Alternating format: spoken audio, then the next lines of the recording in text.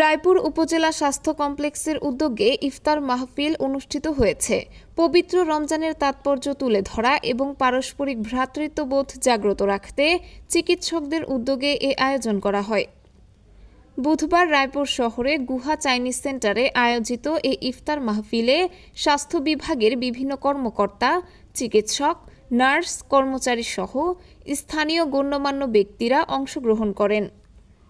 রায়পুর উপজেলা স্বাস্থ্য কমপ্লেক্সের আবাসিক মেডিকেল কর্মকর্তা ডাক্তার মামুনুর রশিদ পলাশের সঞ্চালনায় এবং উপজেলা স্বাস্থ্য ও পরিবার পরিকল্পনা কর্মকর্তা ডাক্তার বাহারুল আলমের সভাপতিত্বে অনুষ্ঠানে প্রধান অতিথি হিসেবে উপস্থিত ছিলেন লক্ষ্মীপুর জেলা civil surgeon doctor Abu Hossain Mohammad Shahin.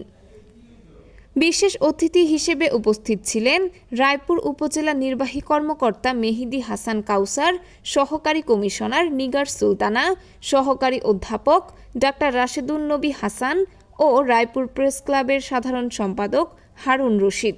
এছাড়াও স্বাস্থ্য বিভাগের কর্মকর্তা, জনপ্রতিনিধি ও সুশীল সমাজের নেতৃবৃন্দ অনুষ্ঠানে উপস্থিত ছিলেন। ইফতারের আগে দেশ ও জাতির কল্যাণ কামনা করে বিশেষ দোয়া ও মোনাজাত করা হয়।